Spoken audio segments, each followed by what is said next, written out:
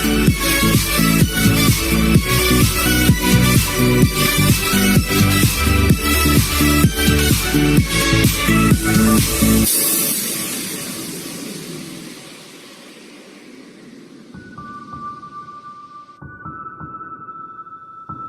ada, kalau kita tengok dekat chat box tadi, ada beberapa soalan lah daripada kawan-kawan kita.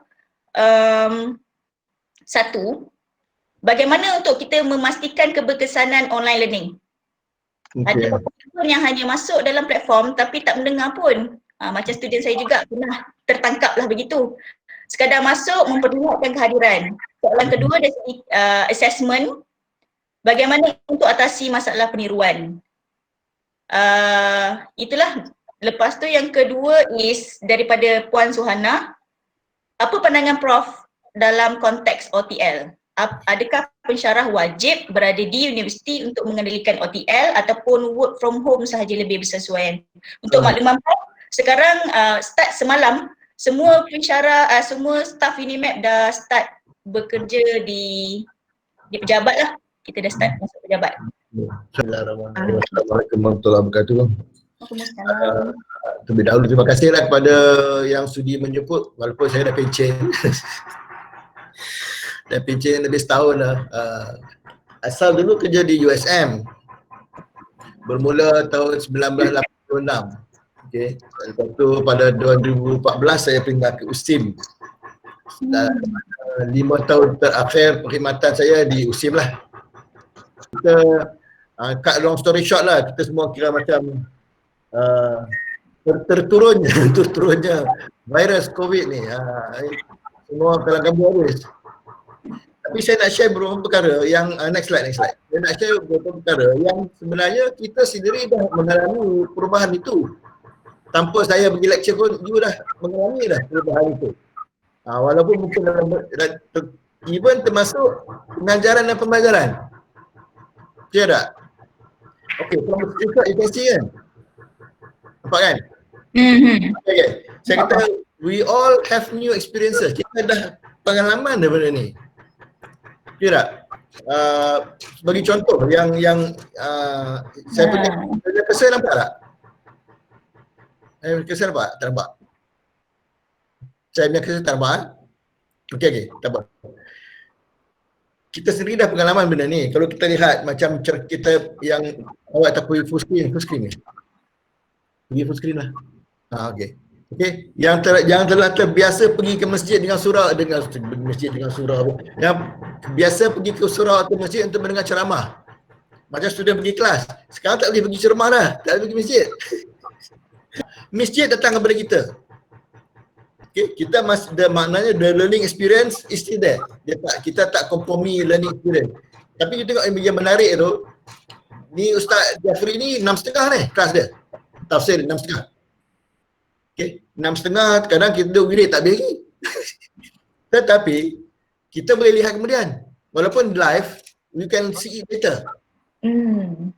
Walaupun dia live, kata-kata you nak kena pergi somewhere else. You tengok second slide bawah tu dia kata apa? Dia kata watch this video later, close ataupun save video.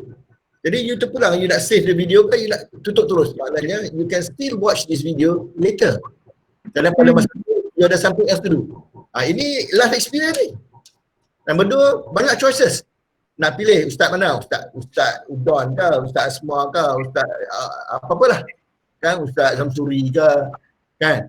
Itu maknanya di sini dah nampak ada choice. Okey, daripada segi kehidupan kita, nak beli makanan tak masalah, klik je, nasi lemak lah, apa lah, semua ada. Nak beli udang boleh, udang dia hantar kat tempat pintu je. Tak payah pergi mana pun, tak pergi pasar tutup, pasar datang kepada kita. Okey. Untuk anak-anak pun ada, nak beli buku ke, nak buat program ke, semua ada. Kita tak apa, maknanya kita tak perlu duduk situ 2 jam. Ada option kita save, kita dia pokok pangkal dia sekarang macam ni. Apabila kita berada dalam kampus, kan, kita punya reference frame sama. Bila kita dalam kampus, kita punya reference frame sama. Maknanya semua orang ada fasiliti yang sama. Pelajar, pensyarah, ada komputer sama, pergi library sama, ada internet yang sama, ada semua sama. So reference frame kita sama. Bila kita dah terpisah daripada internet daripada campus, semua dah ada di rumah masing-masing, kita punya reference frame dah hancur. Semua dah tak sama. Internet tak sama, line tak sama, data tak sama, suasana tak sama, family tak sama, semua tak sama. Jadi kita tak boleh ni bahasa utara, kita tak boleh nak perosok juga yang dalam kampus tu ke dalam luar kampus kerana dia punya reference frame dah lari. Bila you nak pelekoh juga, pelekoh tu apa? you nak pelekoh, you nak fit a square peg in a round hole, this is when you have problem. Mesti ada problem. Ada kesamaannya tapi ada ketaksamaannya. As you have experience, ada yang boleh, ada yang tak boleh. Kan? Okay. Jadi dari sini kita nampak nombor satu ada option online atau offline, ada option choice, ada option benda apa banyak, nak makan boleh, nak beli udang boleh, nak untuk semua boleh. Tapi benda tu datang kepada kita dalam masa yang tertentu. Kalau you nak order online makanan pun, melainkan you order McDonald, bukan you boleh order nasi lemak dalam 10 hari hantar. Ini semua advance order. Ini order untuk esok, order siap esok dia hantar. Kan? Jadi ini dah bertunjuk daripada kita lah. Dia mana how to go about doing things. Kita pun tengok live dan interaktif. Ada baca Quran, dia bagi arrow tunjuk lagi. Ada teguran, ada pause, ada joke, ada kita tak? And then tengok yang mendengar tu bukan sikit. Kalau you baca satu lagi yang Quran yang Aisyah juga, 16,000 dengar dia punya kelas. Bukan 120 orang belajar, 16,000 mendengar pada pagi-pagi. Masa budak puasa lah, sekarang ni mungkin kurang sikit lah. Sebelum puasa tak ada apa buat kan.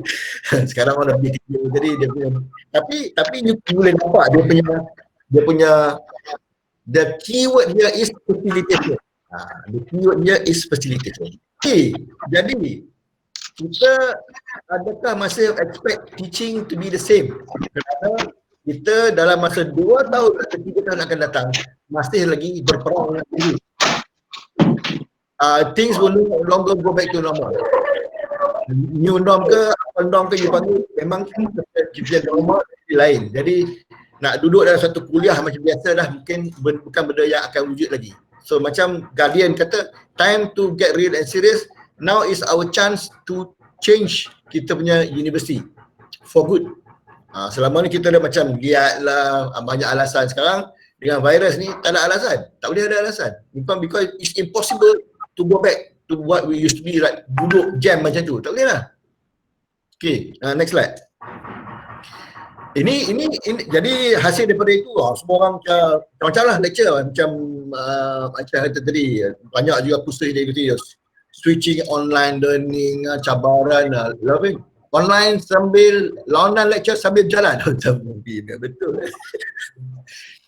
Apa ni, teaching using WhatsApp, apa lagi, online for all, online webinar. Jadi kerana dihujani lah dengan semua tu.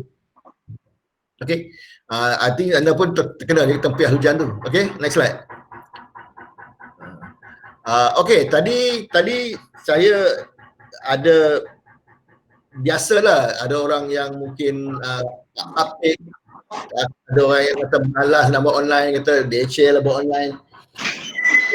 Kita tak ada choice daripada segi ia telah menjadi tanggungjawab kita sebagai pensyarah yang telah maaf cakap lah, kalau brutal sikit, dia bayar gaji. Ini tanggungjawab yang kita tak boleh lari. Kalau kita kena buat online lah. Saya tahu ada setengah tu malas buat online, buat macam cara dulu juga, tak boleh. Kerana kita ada tanggungjawab dan amanah kepada pelajar. Selain daripada itu, boleh-boleh bukanlah nak mengajar walaupun saya tua sikit. Bila masuk tu kenalah betulkan niat kita dulu. Niat kita apa sebenarnya? Satu je. Apa dia? Dan ni quiz, ni bukan Kahoot, ni live quiz. Apa sebenarnya yang kita buat ni? Mencari redha kot. Mencari redha. Betul. Memang kita buat ni untuk mencari redha Allah je. Bukan nak naik pangkat ke, nak dapat gaji besar ke, nak orang kata you hebat ke, nak kalau you punya online lesson ada 16,000 orang lihat ke. Kalau satu orang lihat pun you kena mengajar sama macam you mengajar 16,000 orang lihat. Because it's not about them, it's about you. It's about you and your tanggungjawab. Saya sendiri sebenarnya teruja dengan slide yang saya tunjuk ni, arwah Cikgu Hayati Aini ni.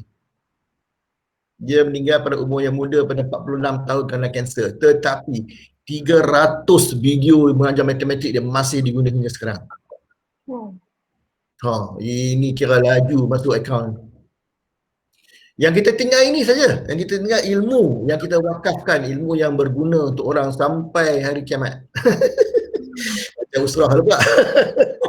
Betul tu Prof, betul. Itu yang kami nak. Tapi kena faham benda ni, because this is inilah kita punya why you wake up every day to dapat redha Allah. Dan macam Puan Munirah kata tadi, kita dalam bidang profession ni amat bertuah sekali kerana ini macam bulan jatuh ke riba. Orang nak pergi cari kerja. Saya tanya you dalam you punya doa ada, ya Allah ampunlah dosa lawyer saya, ada tak? Tak ada. Ada lah ampun doktor saya? Tak ada. Ada lah ampun tukang kebun saya? Tak ada. Ada lah ampun guru saya? Ada. Ada. Kan martabat guru ni tinggi sangat, cukup tinggi. Dan kita kalau mensia-siakan peluang yang diberikan ni, saya rasa amat rugi. Saya tak tahu nak kata macam mana lah. Bukan nak ajar tak boleh. Benda ni macam saya kata lah, tugas kita sampaikan aja. Macam Ustaz Abdullah Khairi kata, hidayat tu milik Allah.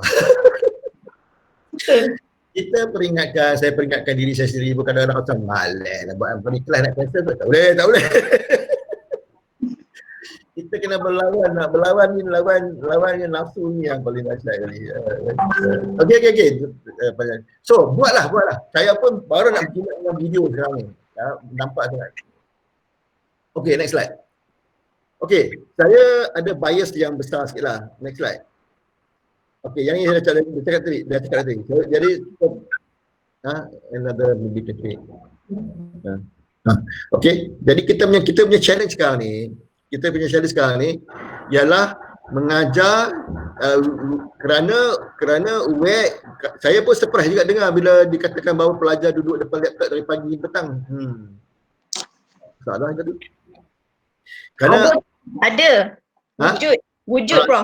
Saya taklah kalau you dah fit you punya face to face into online, mana you ambil wholesale benda tu kedua kat situ. Padahal you are no longer in the same place, you are no longer in the same time. So maknanya paradigm kalau ODL lah, when you teach and where you teach is not the same as when they study or where they study. Tak sama. Betul tak? Dah tak sama. Macam saya letak situ gambar modul, macam kita di bumi, dia di bulan. Macam Prof, mungkin saya boleh selit sikit Prof. Maksudnya kita sebagai pensyarah, kita tak boleh assume student tu kita bagi dia soalan pada hari ni, dia wajib jawab. Kau kena juga jawab. Esok tu nak submit. Saya tak boleh lah kita nak macam ni lah. Kalau dalam kelas, you bagi soalan sebab dia boleh jawab tak? Apa beza dia? Tapi sekurang-kurangnya depan mata tau Prof. Depan mata, kalau yang kelas 200 tu, you dia tidur. You tak tahu dia buat apa. You tak tahu. Bukan, you nampak depan you je. Depan tu kan mata terpediak tapi tidur. Betul lah tu. No. It's not about tak apalah, saya cerita lagi lah. It's not about that. It's about you, macam tadi, it's about us conveying. Where and when they study, kita tak tahu. Pukul 8 pagi, dia mengantuk lagi tu. Siapa kata 8 pagi is the best time to study mathematics? Or statistics? Statistics pula tu sudah punah. No Prof, disagree. You lecturer tak apalah, you student ni kena faham. Kita kena turunkan level kita pada level student. Jangan kita kata betul. Maksudnya saya pun tak suka. It's easy to us. Kita pejam mata pun kita faham. Kita baca, saya kata kat student, saya dengan awak sama. Beza satu je. Saya faham apa saya baca, awak tak faham apa awak baca. Itu je beza dia. There's a reason why I'm on this side, the reason why you on that side. Betul. I understand what I read. You don't understand what you read. I have to tell you. Bila bukan tell, ajar, tunjuk. Cari apa yang dia tak faham. Anak saya tak suka tanya saya soalan, dia suka tanya mak dia soalan. Dia tanya soalan, saya tanya dia soalan. Apa yang you tak faham? Kelas lagi jawab soalan dia sendiri. Dia kena macam tu. Okey, tak apa. Next slide. Okey. Okey. Jadi tugas kita ni bukan mudah sebenarnya. Tugas mudah kita bukan mengajar. Kita nak kena inspire pelajar. Kita nak kena challenge pelajar. Kita nak bagi dia excited, engage. Kita nak captivate dia. Nak motivate dia, nak stimulate dia, nak enhance dia. Ni tugas berat bang. Kakak-kakak semua, adik-adik semua. Susah. Tapi itu tugas kita, tugas mulia kita untuk memberi inspirasi kepada pelajar sehingga dia rasa teruja nak datang kelas Cikgu Aisyah ni. Tak datang macam rugi. Ya? Dia kerana you punya pengajaran tu terlalu macam kita tengok ceramah utama lah. Kita favorite ustaz, ustazah kan, kita tak. Kerana dia ada cara dia, kerana ada cara dia amal. Okey. Yang ini kena faham. Jadi bila kita menyampaikan bahan kena dalam bentuk yang ada ciri-ciri seboleh mungkin lah, bukan kata semua. Bukan saya okey, next slide. Okey, saya mengajar fizik. Ini mata pelajaran yang telah saya ajar. Dan saya juga berada dalam PJJ, pendidikan jarak jauh since 1986. Tapi masa di USM saya ada 2 alam. Saya mengajar jarak jauh, saya mengajar face to face juga.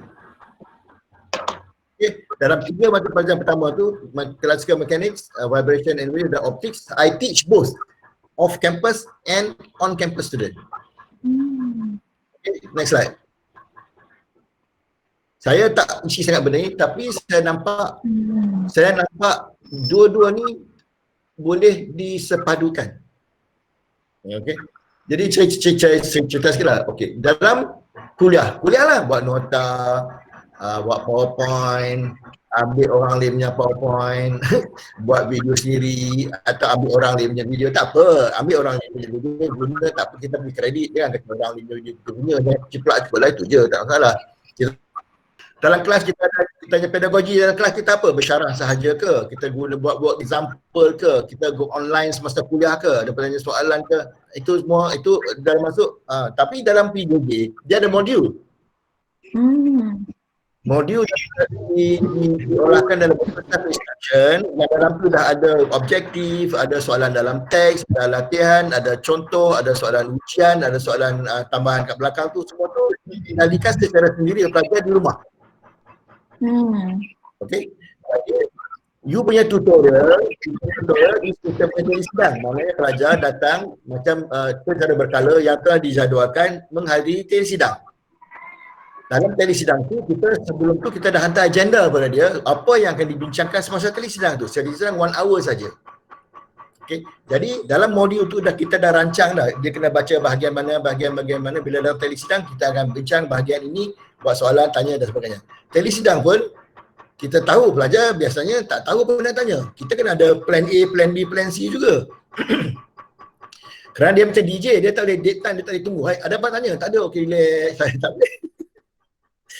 Dia 1 jam yang berkualiti. Pelajar dari pelajar datang ke regional center, datang mungkin dia kena dalam 100 km ke apa. Jadi kita tak boleh rugikan masa dia 1 jam. It's a 1 hour very highly structured plan learning punya activity.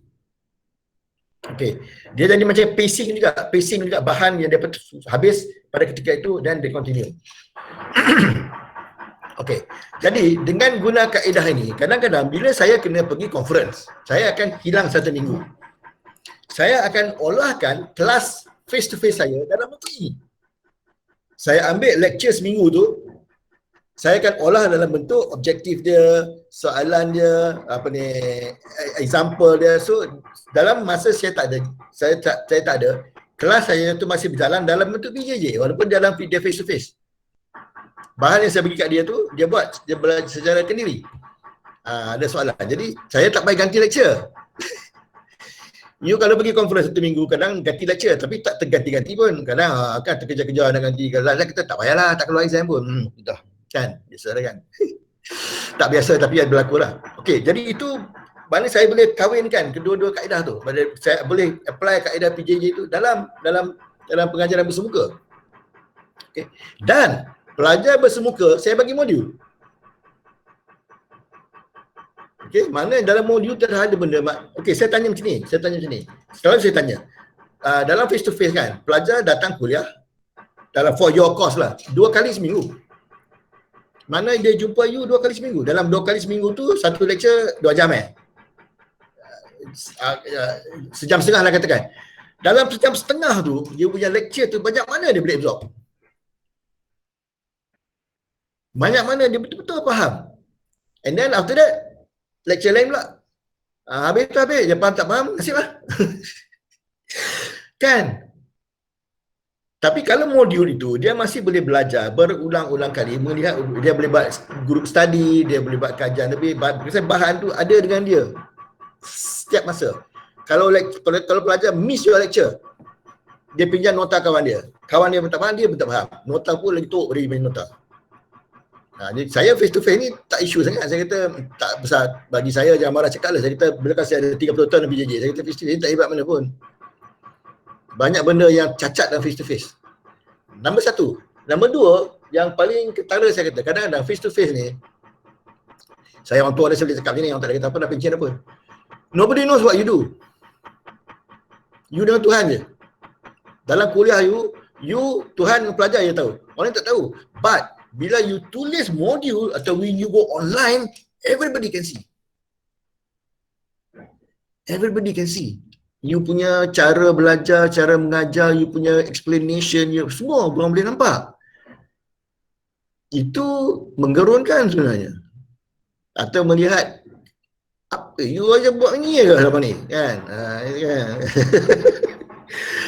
Itu juga cabaran yang okey. Lepas tu bila datang kepada tugasan. Kalau tugasan, you hantar tugasan untuk pelajar kan, tugasan okey. Dalam PJJ pelajar ada dalam kampus. Tugasan kita kena sediakan well beforehand, in advance. Maknanya setiap awal semester jadual telisidan dah hantar, bahan dah hantar, tugasan pun dah hantar. Dan perancangan akademik pun dah ada. Structure kena baca, bila ujian, bila tugasan pertama, bila tarikh kena hantar, semua dah ada dalam perancangan akademik tu. Ini juga saya gunakan dalam pengajaran pengajaran bersemuka. Okey, dah ada. Dia tak boleh macam kita kadang-kadang esok nak exam buat, malam ni bawa soalan. Ada. Contohlah dia tak menuduh siapa. Pengalaman orang tua, pengalaman kan. Itulah. Kan, kalau tak sempat. Sehingga kan saya boleh advance planning. Even for my face to face, soalan sebenarnya soalan dalam PJJ, soalan peperiksaan kena buat awal. Kerana dia nak kena vetting, dia nak kena setting, dia nak kena post. Dia bukan kata hari ni nak vetting, esok nak buat soalan. Tak boleh. Dia kena 2 bulan, 3 bulan in advance buat soalan ujian. Okey? Soalan ujian, soalan exam, semua. Jadi, bila saya masukkan praktis PJJ dalam kempen face to face, hidup saya senang sebenarnya. Walaupun saya mengajar face to face, semua ni dah siap. Mula semester saja, saya punya nota dah siap, saya punya tali, saya punya tugasan dah siap, saya punya exam dah siap. Dia pun minta bagi je. Minta soalan ujian, siap. Minta soalan exam, siap. Betul tak? Jadi bagi saya ia amat membantu. Jadi dia tak ada stres. Sebenarnya tak ada stres. Dia lebih merancangkan hidup saya. Ini yang pengalaman bos lah. Siapa yang pengalaman face to face, bila suruh dia mengajar jarak jauh, dia kata, leceh lah. Nak kena buat soalan. Padahal dia buat soalan last minute. Ni bila kena buat in advance, dia kata leceh. Padahal sama juga. Pimai-pimai kena buat juga. Kan? Tak boleh lah. Kadang-kadang bila kita tunda lama-lama, there is always something else to do. There is something else to do. Tunda lama-lama. Esok executive mancing malam ni orang kabut. Saya pernah masuk bilik kawan. Jom pergi minum kopi. Berapa pagi? Tak boleh. Kau hari kelas ke 9 ni. Orang dapat nota tu kelas ke 9. Mampus. Ni cerita lama lah. Saya cerita semua pengalaman saya. Bukan tuduh sesiapa. Bukan cerita, buat dongeng, tak ada. Whatever I tell is whatever I have experienced. Ni buat cerita dosa juga nanti. Okay. Itu nak kongsi sikit. Okay. Jadi next slide. Tak tahu apa next slide ni korang. Okay. So now bottom line is kita kena ada sedikit I would say kompromi lah. Kita punya model kena lari sikit. Kita tak boleh fit entirely face to face into untuk online. Okay, dia ada dua benda yang berbeza tau. Online teaching and learning and online lecture are two different things. Online teaching and learning is anything that you can do in the teaching and learning process that can go online. Okay, online termasuk your handphone. It's also online.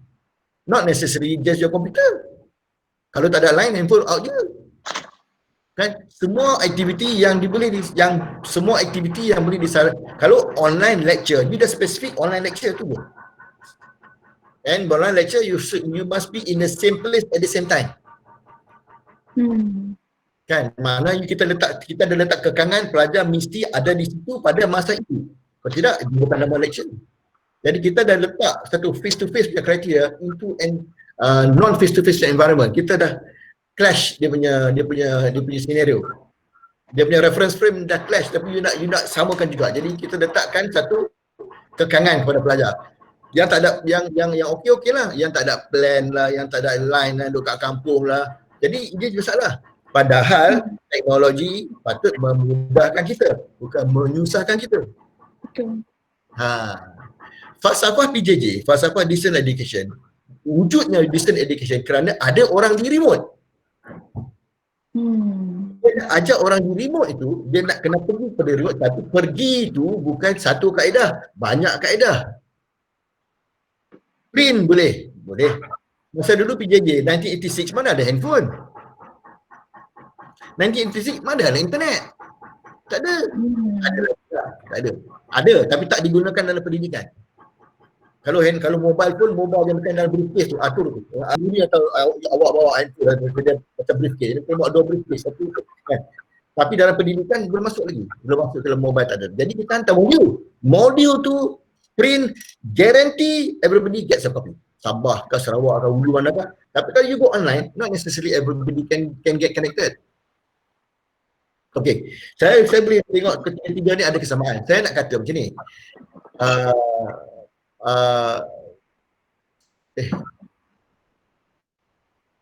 Okay. Jadi Dani secara besarnya kita kena nak engagement. Engagement tu not necessarily face to face. Not necessarily face to face. Dia pelajar kata dia mak mentua tak bagilah, apalah, ada yang mungkin patah kaki ke, ada sajalah, because you are not in the same environment anymore. Kalau dalam kampus dia nak pergi alasan apa, semua ada dalam kampus. Dari luar kampus dia terdedah pada environment sendiri. Nak engagement boleh dalam bentuk actually kita ni kaya dengan multimedia punya kebolehan. Jangan one track. Multimedia boleh, buat video boleh, buat animation boleh, buat simulation boleh. You nak teach using movie pun boleh. In fact, if you go to teaching with movie, dia siap lesson plan dekat you lagi. Saya mengajar electricity management, saya tunjuk movie Spiderman yang ada konsep-konsep electricity management. Saya cari buat 5 segmen, so dia orang analyze kan benda tu. Tengoklah movie. Okay. Feedback sebenarnya when you go online it becomes more frequent. Can become more frequent, can become faster, but it doesn't have to be synchronous. It can be asynchronous. Kan? Lepas tu flexible learning. Dia lebih menarik kerana kita tak memaksa semua pelajar celik pada 8 pagi. Setengah celik pukul 8, setengah celik pukul 9, setengah celik pukul 10, setengah celik 2 pagi. Bacalah pukul 2 pagi asalkan dia selesa membaca, otak dia menerima bahan. Pukul 8 pagi dia masih belum switch on, you dah duduk jolok masuk dia tak boleh. Memang tak boleh. Dia ada di situ tapi dia tak ada di situ. Jadi dia membolehkan benda tu. Okey. Kita boleh juga leverage on available resources. Ada study siapa Dr. Nadia gunakan video, itu bagus. kita boleh gunakan bahan apa sahaja yang ada sekeliling kita. Kita buat macam wrap around. Kita wrap around ni, kita buat study guide. Mana kita mengajar berdasarkan bahan itu. Banyak video yang cantik, banyak video yang menarik sebenarnya yang kita boleh dapat daripada online. Yang very dia dipecahkan, dihuraikan. Mana boleh guna, kita gunalah. So you don't have to reinvent the wheel. Nak buat video bukan senang, leceh. Nak buat storyboard lah, nak explain lah, you nampak finish product. You tengok movie 2 jam, orang tu makan 4 jam, 4 tahun nak buat. You tengok 2 jam, dia 4 tahun dengan bajet 100 juta. You pay $8, watch movie for 2 hours. Kan. Lepas tu nama itu you can leverage. Jadi saya nampak sebenarnya dalam online teaching dia lebih mirip kepada flip classroom. Maknanya kita boleh suruh pelajar membaca dahulu, bila datang kelas kita tackle benda yang dia tak faham. Kita nak explain. Become macam ni. Bila you go to class, that is the first time pelajar lihat you punya bahan. Mana nak salin, mana nak dengar, mana nak faham, tak boleh. Dulu, kini dan selamanya, tak boleh. When you already have the content that you have sent to the student, you suruh dia baca dulu, datang kelas. That is not the first time they are looking at your content. That is a second or third time look at content. Jadi you boleh reinforce, boleh bagi example, you boleh explain mana yang tak boleh. And on the spot, you can still go online and catch a video to show them kalau ada yang tak faham. Yeah. It becomes a very, very highly meaningful 1 hour. Tak ada 10 minit dia marah budak tak faham, tak baca kenapa dia menang-menang, dia baca je. And then the learner autonomy. Learner autonomy ni kita bagi peluang kepada pelajar. Pelajar ni sebenarnya kalau dia betul-betul ingin belajar, dia boleh buat study group dia sendiri, dia boleh bincang kawan dia sendiri, dia sendiri boleh mencari resource sendiri dalam internet untuk membantu dia belajar. Kita bagilah panduan sikit. Kalau lebih cantik lagi, you find some relevant resources for them to refer, tak ada sendiri. Boleh, I show you. Tetapi dia mesti diikat dengan sesuatu. Maknanya saya kita tunjuk. And then there also personalization daripada segi mempelbagaikan bahan.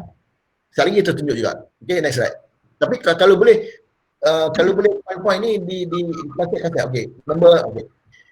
Yang paling besar sekali ialah immediacy is lost. Kita tak live anymore macam kita dalam face to face. So saya setuju kalau kita buat tape lectures. Tape lectures mana student boleh lihat dia punya lecture berkali-kali, boleh playback, boleh pause. Your lecture dia letak 10 minit your lecture dah siap tak ada apa-apa. Kan? And then you can create your playlist or repository. CD, you boleh burn CD, you boleh upload dalam you punya LMS, you boleh burn memory stick ke, you create your portfolio ke, benda yang student boleh access. Another keyword here is access. Where access is up to them. Kita tak boleh memaksa. Itu yang kata autonomy dan personalization. Where and when the access is up to them. Tapi kita punya kerja adalah menyediakan bahan. Okay. Saya nak jam dekat tu macam kita masuk hotel. Dia ada buffet. You masuk, you makan benda lain. Dia masuk, dia makan benda lain. Ikut dia punya preference. Anak saya yang berdua masuk makan aiskrim dulu. Pasal dari kecil dulu, dia takut aiskrim habis. Sampai ketua, dia masuk, dia makan aiskrim dulu. Kita tak habis aiskrim, tak apalah, dah biasa macam tu. Jadi kecenderungan tu. Jadi kita daripada segi konsep buffet, kita menyediakan kepelbagaian bahan-bahan pengajaran. Saja boleh pilih. Bila dia pilih. Okay. Self-instruction content macam modul lah. Saya nak cadangkan. You can take your current lecture, you nak convert into self-instruction, senang je. Very easy. Kerana kalau you upload your content, you upload your PowerPoint, dia punya pincangnya, PowerPoint ada, you tak ada. Dalam kelas, PowerPoint ada, you pun ada. When you upload the content, PowerPoint ada, you tak ada. The in between explanation tu mesti. Okay. So kalau you boleh letakkan in between explanation, tu baru you point jadi satu untuk pelajaran. And the one you can create into a modular instruction, tambah dengan contoh lah, apalah. So you explain, letak buku tu. Okay, nak print ke, nak upload ke, nak ber-CD ke, tapi again, pelajar ada content. Tak ada line pun, dia ada content. Dia ada unsur pengajaran dan pembelajaran, dia boleh buat dengan study group dia ke, ada pelajar. Okay, maknanya learning doesn't stop. Because online ni connectivity je. It just connect you. The online doesn't teach for you. You do the teaching through the online mechanism. Okay. Tutorial question, saya cakap tadi, semua advance. Saya pernah dalam pencalonan negara, saya masuk satu kelas tu, dia bagi satu envelope. Dalam envelope ni ada 100 soalan tutorial. Dia bagi in advance, first day. Lepas tu senang. Dia pilih, okay, next week we discuss question 3 and 7. Buatlah. Kan, ataupun contoh, past year question. You can use past year question kerana ultimately kita nak pelajar jawab soalan exam. Apa salahnya kita gunakan soalan exam itu sebagai unsur pengajaran daripada segi problem based learning. Kita buat soalan exam, baru saya skip example, baru kita boleh tunjuk kepada dia apa jawapan yang dia perlu buat untuk dapat A, untuk dapat B, dapat C. Kita selalu komplain pelajar tak tahu jawab. Kita selalu komplain pelajar jawab tak penuh. Kita pernah tunjuk ke dia macam mana jawapan penuh? Apa jawapan A, apa jawapan B, apa? Kita pernah tunjuk, ingat tak pernah kot? Kita dah komplain masuk exam board, pelajar tidak jawab melengkap, pelajar tidak berjaya memberi jawapan yang memuaskan. Berapa tahun dah punya alasan yang sama. Kan? Kita bukan spoon feeding. Kita memberi, like I say, you must bring your level to the student level. Kita bukan spoon feeding. Kita memberi dia, macam sebagai contoh, kita belajar bawa kereta kan. Instruktor tu bawa kereta pergi satu tempat je ke? Dia bawa pergi 5-6 tempat. Kadang kita tak tahu tester tak pergi mana. Kita bila dah tunjuk kepelbagaian dia will start to connect the dot. Oh, ini dia bagi shortcut sini, shortcut sana. Baru kita bagi ruang dia berfikir. Video trailer, bolehlah buat video trailer. Kalau siapa yang minat buat video tu, buatlah, belum lecture tu, buatlah trailer macam trailer drama sikit. Oh, lecture 5 anda akan belajar ini 30 saat je, 5 minit je itu. Trailer seronok. Trailer. Alah, senang je. Dalam ni ada movie maker, video editor. Sekejap je buat. Musik pun royalty free, berlambak ada. Okay. Lepas tu create FAQ. You can use create FAQ sebagai satu kaedah pengajaran. Okay. Selama you mengajar ni, ada tak soalan? Pelajar tanya soalan. Ada benda yang tak faham? Ada kan? You can convert that to become FAQ dalam bentuk, so it becomes a teaching mechanism in FAQ. You pun tak payah panjang, pendek. Buat video FAQ. Kan. Jadi kita dah mengajar 10 tahun, 20 tahun, takkan kita tak nak senarai apa yang pelajar dah tanya. Dalam kita duduk marking exam, kita takkan tak nampak apa bahagian pelajar ada masalah. Takkan kita tak tahu semua tu. Kita tahu. Boleh buat FAQ. Lepas tu create question bank. Create question bank. Same result. So jadilah ni, I think bagi saya, online isu kecil je sebenarnya. Saya tak nampak teknologi, saya nampak pedagogi. Because bila pedagogi ni ada, you nak salurkan selalu online tu satu mekanisme sahaja. Nak salurkan melalui online tu is only one mechanism. It's not the only mechanism. You can still do this face to face, you can still send this by mail, you can still do this, bila bahan ada, macam-macam boleh buat. Tapi bila online itu, bila online itu saluran utama, tak ada online, apa boleh buat? Okay, next slide. Okay, next slide. Tak apa, ini tak apa. Next slide. Tak apa, Flip dah cakap tadi, tak apa. Flip, next slide. Sudah. Kita masuk sikit kepada student centered. Because student centered ni, this is something that will tie them, that will entertain them. Saya suruh student buat multiple choices. Saya suruh student construct multiple choice question. After every lecture, every student, kalau besar tu buat group lah. Kalau 120 tu buatlah group or 3 or 4 per group. One multiple choice question per group. Multiple choice question yang senang nak buat. Susah. Dia kena baca. Dia kena buat soalan, cari jawapan yang betul. Dia kena cari jawapan yang tak betul. Itu menjadi unsur pembelajaran secara tak langsung untuk dia. And then secara tak langsung you akan dapat question bank. Multiple choice question bank. Saya punya pelajar memang semua kena buat itu. You can also ask the student to create multiple frequency question. Secara tak langsung dia juga belajar. Dia nak create multiple choice frequently asked question dengan feedback. Dia bagi feedback sekali. Bukan sekadar create question, dia create FAQs dengan feedback. Kau nak pergi interesting, kau dia buat video FAQ. Alah, handphone ada kerja je, nak tekan 10 saat je, 20 saat. 20 saat tu panjang tu sebenarnya. Kalau betul-betul. Okay, crossword puzzle. Saya suruh pelajar buat crossword puzzle. Based on your first 2 lecture, create a 20 item or 10 item crossword puzzle. Ini juga menjadi unsur pengajaran dan pembelajaran bagi dia. Tak boring.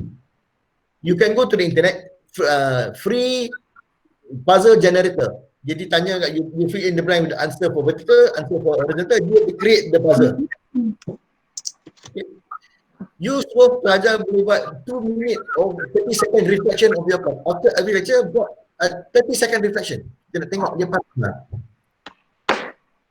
Semua ni kita nak tie dia. Kalau tak faham, kita capture apa yang dia tak faham. Because it's an ongoing process. Kita pun kalau pergi training, takkan after the training kita jadi mahir, tak ada. Kadang-kadang after teaching for 10 years, you pun kena, oh baru faham, betul belajar benda ni. Dia tak. Betul. Saya pun sama, dia baru nampak, baru you connect the dots 10 years later, oh my god, and then you come up with some new innovative way to teach. Oh, I got shortcut for you. Kita yang baru jumpa shortcut tu. Betul. Kan? Lepas tu, saya untuk pelajar final year saya, buku yang diberi kepada saya tu dah 5-6 tahun buku kata apa mengapu. Saya kata, okay, ambil buku ni, lempar buku. Tak lempar lah, ini bahasa saya lah. So, what I did for this final year student was, ada kebetulan cuma ada 24 orang. So, I broke them up into a group of 3, dah dapat 8 group. Each group saya bagi 2 topik. Each topic saya suruh dia cari 20 latest research paper. Out of the 20 latest research paper, write a brand new chapter. Itulah cara kita guna internet, mencari bahan. Bukan tertunggak depan daripada 9 to 5, tak. You go online when you need to go online. Because there are many other things that you do that is not online. Itu saya punya pandangan lah. Okay.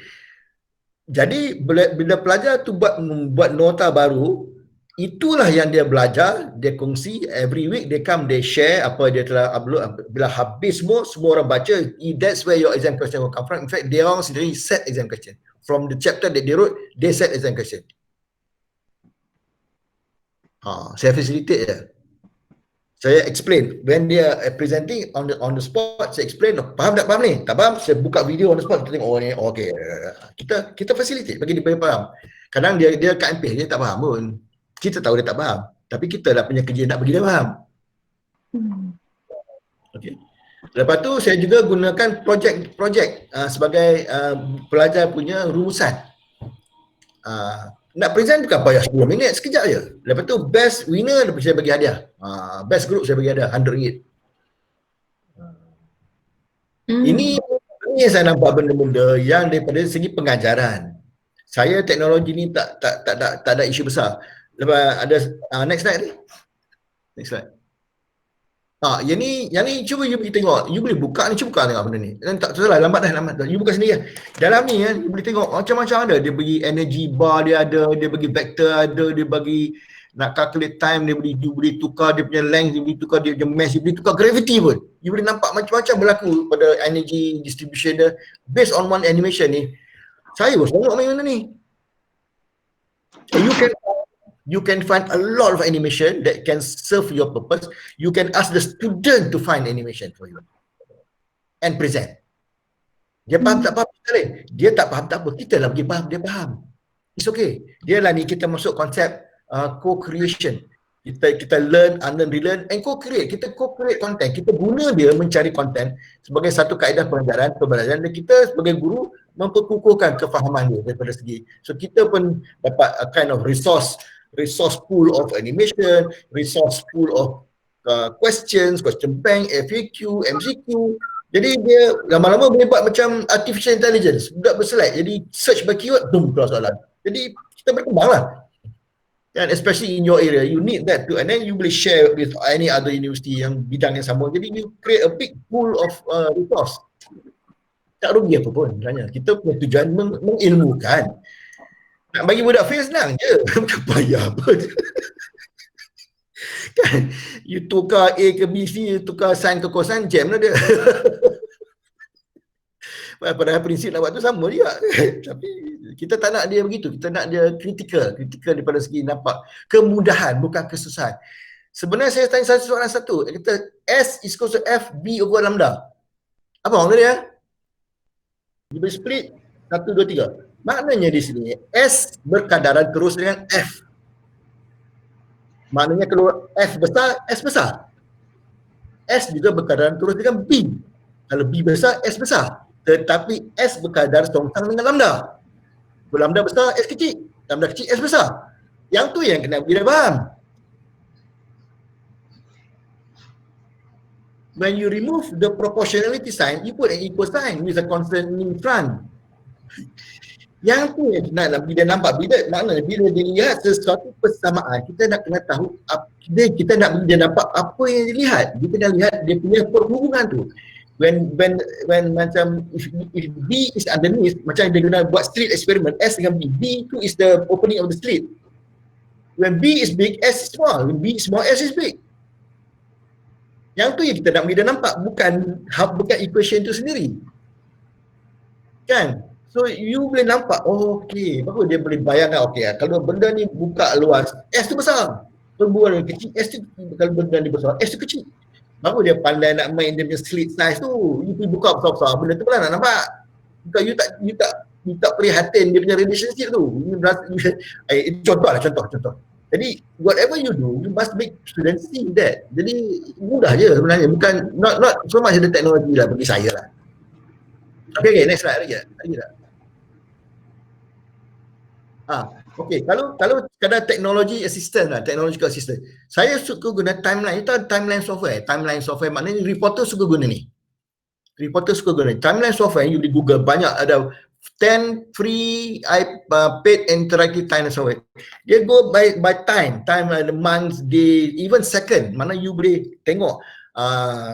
Ini Postgrad guna banyak lah, so that they know what they do, when they do, what they do. Boleh masuk upload video, boleh upload tag, boleh upload link. So dia bagi macam recording juga. Okay, boleh include you punya agenda, you punya kursus, boleh guna. Pelajar pun boleh ada group timeline software, so you can follow. Bagi link, you can follow what they do dan sebagainya. Use video editor, use curation portfolio, so nak compile material, so all in one place. Use collaboration tool. Padlet ni sebagai notice board je, boleh juga sebenarnya. As long as you know how to use the tool, it's okay. That tool ni tool saja, kita tak boleh salahkan tool, sebab kita tahu guna tak tahu guna je. Macam pisau lah. Potong timun boleh, potong orang boleh. Okay, next slide. Kita tambah lama sangat. Lagi tak? Okay. Jadi ni nak habis dah ni. Sorry, to me online only connects. Saya tak mau komen sangat you punya tu. Semua yang ni you nak fill in the blank, use online boleh, offline boleh, blend boleh. Kalau boleh profile the learner. You nak use mobile devices boleh kalau online. Dan last kali, ask a student. Apa yang selesa untuk dia. Dia mungkin kadang-kadang dia boleh pergi cadangan. Doktor, guna ni okey. Okey. Jadi lah ni yang saya nampak lah, kalau nak jawab secara menyeluruh lah. Nombor satu ialah everything must be done in advance. Banyak baik dia sebenarnya. Banyak. Because face to face pun banyak limitation dia sebenarnya. Advance. Okay. And then the other keyword is learning facilitation. Kita nak facilitate learning. How to facilitate learning. And it's not just sitting in front of the computer. You sit in front of the computer when you need to sit in front of the computer. Untuk 1 jam dia duduk tu, 1 jam kau punya. Settle. Saya dapati ni buat je. 1 jam tu settle problem. Bukan 1 jam baru nak tanya faham ke tak faham. Awak tak baca, awak ni nak beletir lah. Bukan 1 jam gitu, buang masa 1 jam. 1 jam macam DJ 1 jam, dia tak berhenti cakap. Kalau citi tunggu kat luar pun dia kena ceria seperti juga. Lepas 1 jam pilih that 1 hour very highly structured research. Memang kau punya. You pernah dengar Learning Activity Management System tak? LAMS. Cuba explore. LAMS ni is very very powerful, very highly instructional design. Kalau ada masa lah. Tapi satu lagi nak kata, janganlah buat kerja seorang-seorang. Buatlah mungkin grup-grup ke kawan-kawan. Because you can, dia benda ni meletih lah tu seorang-seorang. Okay. Buffet dah kata learning facilitation, dah ada flip, dah ada timeline software, dah kata dah. Apa lagi? Appropriate use asynchronous, apa lagi? Video resources, video boleh guna orang punya video, tak apa, kita buat macam study guide, belajar melalui exam question, problem based learning. Like I said, ultimately you want them to answer exam question. So buatlah macam exam question punya based study, tak salah. Kita macam saya kata lah, kita punya falsafah nak mengilmukan dia. Dia lagi pandai lagi bagus. Bukan kita nak kata oh, bukan maksud kita punya soalan lagi pandai kita lagi terror, tak. Bukan. Kadang-kadang oh lecturer tu punya soalan gila-gila punya kira bagus, lecturer tu bagus apa. Just because dia punya soalan susah je kata dia bagus. Itu dulunya paradigm lah. Betul tak? Kita lah ni tugas kita nak mengilmukan, nak bagi kita the know how, the technique, makna because nanti dia akan menyelesaikan masalah-masalah akan datang. Dia akan jadi mungkin tenaga pengajar akan datang. Kita memberi kat dia ilmu yang dia boleh dimanfaatkan. Kita juga sebab kita mengajar dia, kita juga dapat ganjaran dia mengilmukan orang lain. Tak ada isu benda tu. Bagi saya tak ada isu nak spoon feed ke, tak ada. Macam mana pun dia tetap belajar. Dia tak boleh sampai level you. There's no such thing as spoon feeding. You bagi kat dia soalan penuh dengan jawapan pun, tak tentu dia boleh duplicate the answer dan exam. Betul tak? Melainkan dia betul-betul faham. Dia boleh derive from scratch. Saya ajar pelajar derive from scratch. Equation, simple harmonic motion, you derive from scratch. You tak payah hafal. Saya tunjuk dia. Betul.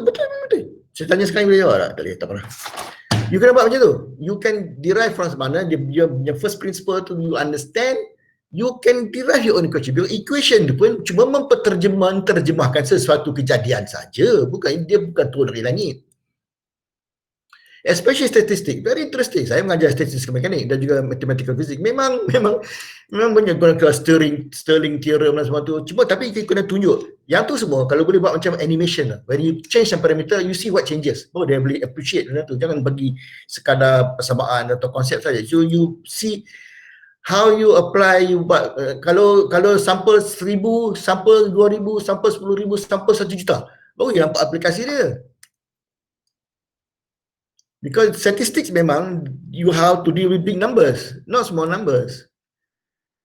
So bila nampak betul, lama-lama kita suka dah dia buat projek mudah-mudah bodoh-bodoh, buatlah, tak kisah, saya akan dia berfikir. Lepas tu you bagi ganjaran sikit, tapi dia seronok lah. Belajar dia kena seronok. Dan dia lebih bermotivasi untuk mencuba, tak kisah, bagi saya gitulah, saya facilitate lah. Jangan dia dalam proses membelajar, kita bagi dia belajar. So online learning macam you buat ni, bagi saya ada betul, ada tak betul. Kerana you nak fit exactly face to face. Tapi saya kata tak semestinya begitu. Kerana ruang telah diberi luas untuk dia lebih masa berfikir, masa membaca nota you dan take time to digest. Ada masa dia nak boleh buat group study dengan kawan dia, nak berbincang. Jadi itu semua tu bagi saya bagus, facilitate the learning. Tapi you must also always tie them with something so that dia mematuhi masa dia kena baca benda tu. Dia tak boleh buat apa suruh buat MCQ. Dia kena baca soalan, dia kena baca baru dia boleh buat MCQ. Dia kena baca baru dia boleh buat FAQ. Kata dia tak boleh buat, confirm tak boleh buat. Dia punya soalan bodoh pun dia kena baca juga. Tak kisah, asalkan ada dia punya usaha membaca, lepas tu kita memperkukuhkan. That's why I like to go for more formative rather than summative. Because formative you catch them as you go along. Jangan bila dah berlanjur 7 tahun dah baru tahu dia tak tahu. Rugi, kesian dia. Kan, kita bukan tujuan itu. Kan kita nak tahu berapa A, berapa B, berapa C. Habis yang sebenarnya tak ada siapa patut gagal pun. Dalam kampus tu, tak ada orang patut gagal pun. Semua ada kemudahan. Ada guru, ada situ on spot library, ada situ internet. So there's no reason for anyone to not do well. Kalau ikut-ikutlah.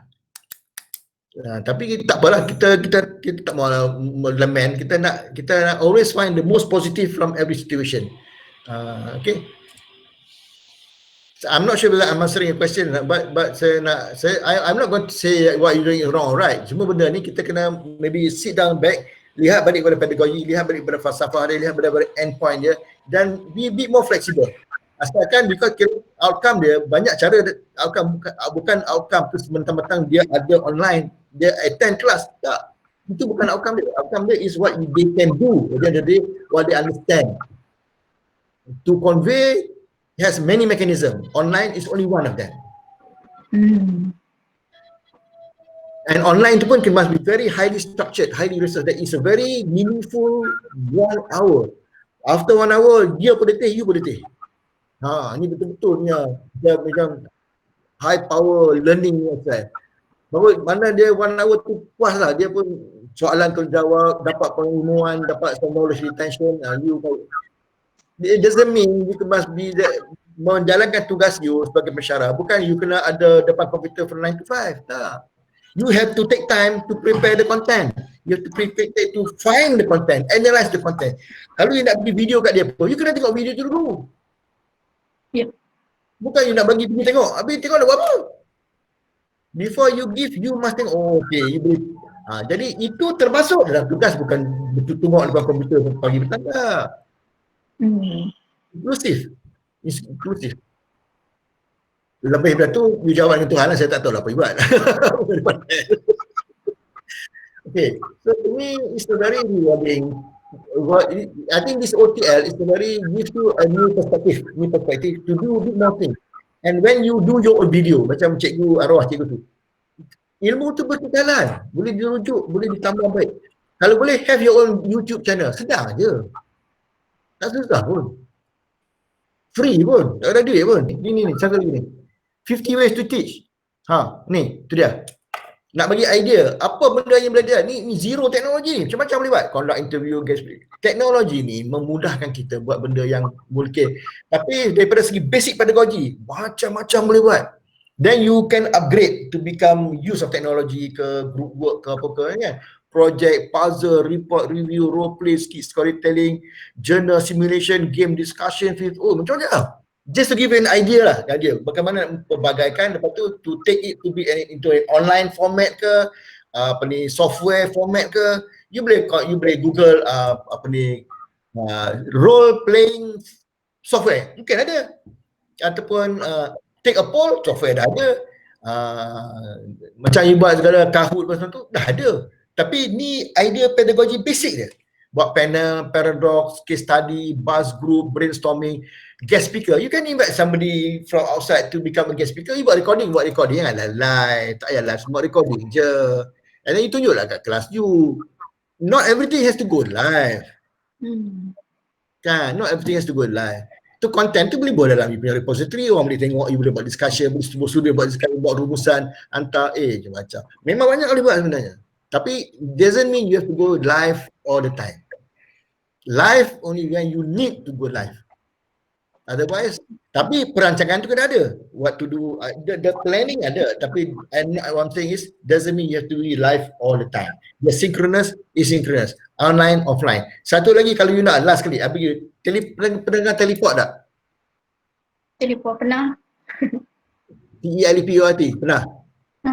Datang teleport tu dalam quizzes tu, Prof. Tak, software teleport. Itu saya tak pernah guna lah. Software teleport ini ialah satu software yang can download your whole website. Oh. You can Google TELEPORT. So what you can do now, you can prepare your website based on your course, your lesson on the website. Dalam website tu dah ada link, dah ada video, dah ada quiz, and you can burn the whole thing on a CD. What you burn, you transfer the whole website on a CD. Dalam CD tu dah ada link, ada quiz. So budak dapat CD tu macam dia online tapi dia offline. And then you boleh ada version 1, version 2, version 3. Kadang website, bila you buat version 1, version 2 missing. Try tengok. Dalam you design one lecture dengan banyak mana link apa ya, reading material dia macam folder lah, dia become the website become like a whole folder. That folder you dump into a CD, every student can get a copy of the CD, nak playback je, tak payah internet pun. Try tengok. Maybe one person try, lepas tu bolehlah ajar kawan-kawan. Dia senang je sebenarnya. It's not about the teleport, it's about you designing the website first. Nak burn tu kejap je. Nak download tu kejap je. Nak design content tu, betul-betul. But you can grab everything from the internet. That dulu free, sekarang tak free. Bayar sikit lah, about $50 je. Okay lah. Invest lah sikit. Infak lah sikit, RM50 je. Kan? Ini dia punya capaian ni jauh ke depan, insyaAllah. Okey lah, cukup lah. Dah ni. Habis dah mudah. Habis dah mudah. Okay, Prof. Terima kasih banyak-banyak, Prof. Jadi kan, mungkin saya boleh nyatakan sikit lah kat sini. Apa yang paling penting kan, is everything must be done in advance. Mesti kena in advance. Dan kita sebagai pensyarah, sebagai pendidik, dalam conduct OTL ni, kita kena ada loose sikit dengan student here and there. But at the same time kita kena tie dia orang jugalah supaya dia tidak lari daripada track dia orang. Kan? Proper planning is important. Dan dalam kita buat discussion ataupun online teaching ke whatever things, kita kena come out dengan plan backup plan B, plan dan kita kena hargai betul-betul masa yang sewaktu kita melakukan online teaching itulah. Kita nak koda kapal, kita kena decide where to go. Kita we hold the steering wheel, we are holding the steering wheel. Teknologi ni kita kata sebagai turning the wheel, kita tapi steering tu kita yang pegang. Kan. So jadi kita peranan kita sebagai guru yang to teach, to educate, to let them appreciate the knowledge. Itulah cerita. Dan kita kena macam Prof cakap tadi, kita kena create aura ataupun suasana yang boleh inspire students untuk diorang kekal excited dan motivate lah bersama kita selalu kan, Prof kan? Betul. But to me, use them. They can help you make those videos. You can use them to find some resources, find their macam kita, please help me to find some good animation of this topic. Bila they find, you filter mana bagus tak bagus, and then they can so maknanya dia bila you give them some ownership, some emotional attachment, dia pun gembira, dia pun rasa macam dia participate in the learning construction. Dia lebih bermotivasi untuk belajar. Kalau lah macam apa, kalau dalam exam kalau ujian dia punya soalan MCQ keluar, you pilih soalan MCQ dia construct as one of the ujian question. Dia tu, oi itu soalan aku. Orang ni tak tahu lah, lepas exam boleh abang. Tapi dia macam gembira kan, malah soalan dia juga telah digunakan oleh pensyarah sebagai, maknanya dia become very motivational lah to them, if you ask me. Because saya dah buat benda ni semua sebenarnya. MCQ semua, chapter saya buat. Jadi lepas tu bila masa present tu berilah KFC sikit, kelas kecil boleh lah. 120 tak boleh lah KFC bankrupt lah kira. Jadi kan Prof kan, mungkin saya boleh kongsi sikit lah masa kan dalam seminit ke saya nak cerita sikit lah. Kalau macam awal-awal waktu pelaksanaan OTL dulu, saya rasa macam sangat stres sebab tiba-tiba saya punya tablet rosak tau Prof. Dan saya dalam minda saya hanya fikir, macam mana how to go live dengan student, saya nak engage dengan student kan. Sampai saya menangis-nangis jumpa kawan-kawan saya memang stressful sangat. Tapi bila dia beranjak masa seminggu ke seminggu, saya decided untuk just create YouTube, buat video, and saya surprisingly student rasa macam, Madam, kita memang suka video tu sebab kita boleh tengok bila-bila masa. So sejak daripada tu saya memang dah tak strict dengan attendance apa semua, saya memang tak apalah, kita discussion saja pada Tender to minor. Bila kita dah adakan aktiviti, dia buat. Jadi itu is the outcome. When the outcome is the manifestation, dia learn something. Kalau attendance saja, attendance or logging on does not equate to learning. Kan? Kita mau stress dia on the attendance, but nak stress dia on the participation part. Jadi bila dia bersepa, dia gembira, okey lah. Tapi jangan stress lah itu, because your only method is online. Yes. Sebab apa, Prof, pada waktu tu kan Prof, saya nampak kawan-kawan saya very smooth live discussion. Dan saya rasa macam, oh akukah yang paling teruk sekali dekat Unimed ni. Stress tau. Tapi bila kita dah change kita punya mind and kita change kita punya the way we present to, kita deliver content to students, dan kita rasa macam okay, ini sebenarnya yang diorang nak. Bukannya yang dulu tu kebetulan salah dan memang diorang tak nak. Wrong is good. Wrong is good. You learn from what is wrong. You get it. Tak ada masalah. Wrong tak ada masalah. Fail. If you don't fail, you don't know what's wrong. Ya, betul. Kan? Sebab nak kena hadap OTL ni sampai. Kalau sekadar nak dapatkan betul, Rasulullah punya ujian ni, dia nak menyembahkan Islam, apa yang susah sangat? Sampai kena baling batu lah, kena, tapi ujian tu kena ada, baru dia boleh appreciate the whole concept. Bukan sekadar kalau Allah nak Islamkan semua orang Allah boleh Islamkan. Tak payah buat bangsa lain. Kan? Jadi setiap orang ada function dia lah. Tapi saya anggap ni satu keguruan ni satu profession yang cukup mulia lah. Jangan kita rugikan dia punya ni, bukan semua orang boleh jadi cikgu tau. Betul lah Prof.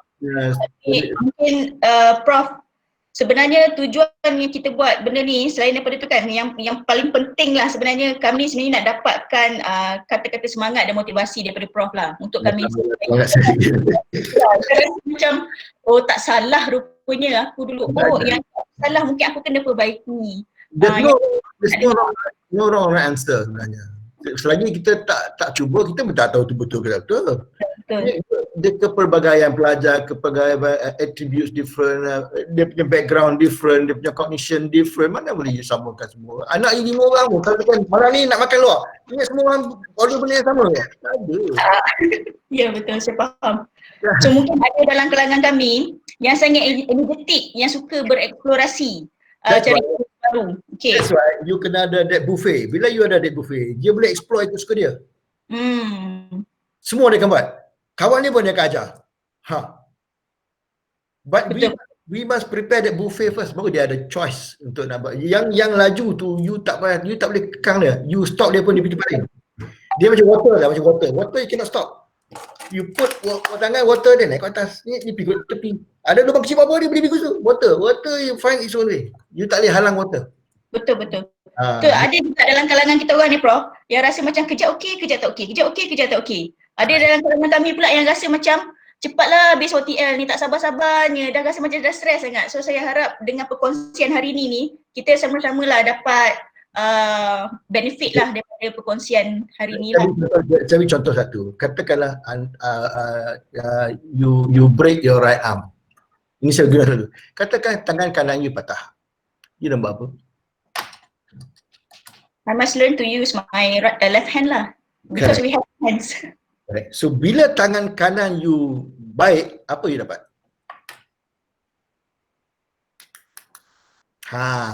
When your right hand is already healed, apa you dapat?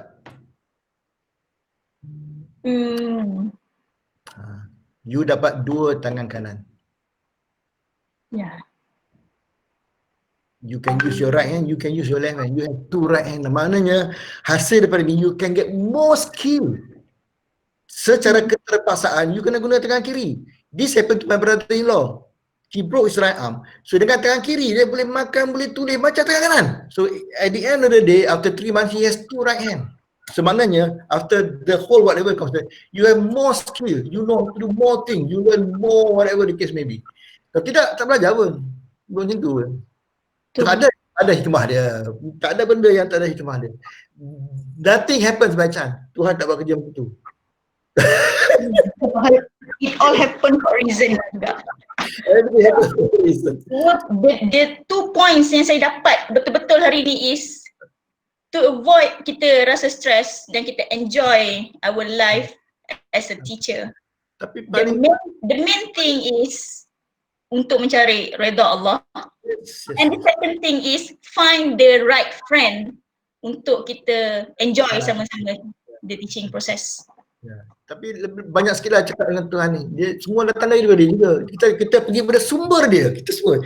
Kita, kita tak boleh buat apa sebenarnya. Kita punya limitation, kita Ya. kita punya kekuatan adalah kita punya kepegangan kepada kepercayaan. Semua datang daripada Allah juga. Ya. Dia nak bagi, dia tak bagi dengan izin. Tak ada apa berlaku tanpa izin dia.